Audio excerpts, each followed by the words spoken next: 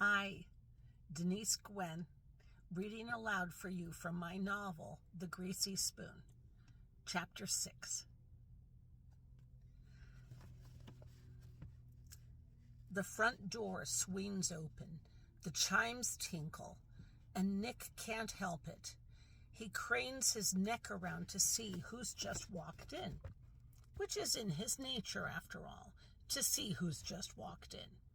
But in the moment he does this and registers the new person, he regrets it. A farmer has walked in. He's not just any old farmer, though. He's the farmer they'd been dealing with earlier that morning in the courtroom. Fuck. The farmer notices them.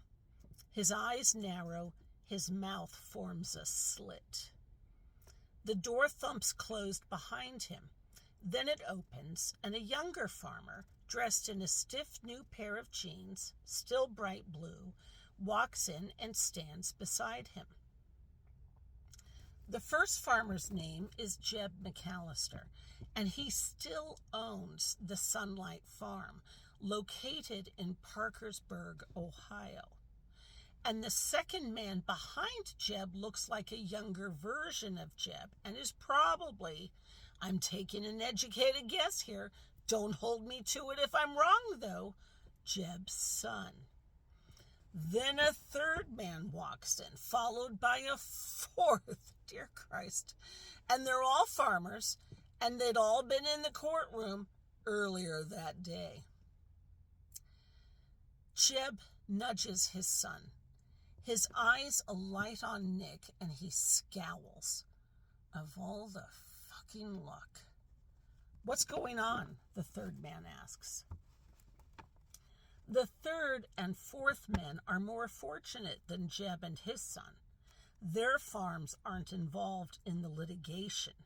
Not yet, at any rate.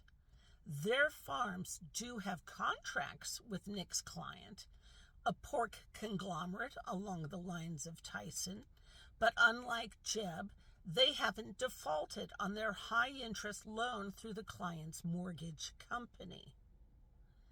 Later, much later, after everything has gone to hell and back, and after the police interview him, and after the county prosecutor sits him down and gives him a good talking to, and after he finishes dealing with the fucking disciplinary council of the Ohio Supreme Court, Nick will recall this moment and wonder what would have happened if he'd bolted from the diner the first moment he laid eyes on Jeb McAllister and his son and his two good farmer friends. Would things have still ended up the way they did? He has no way of knowing, but in that moment, as he gazes at the hulking foursome, his first instinct is to run.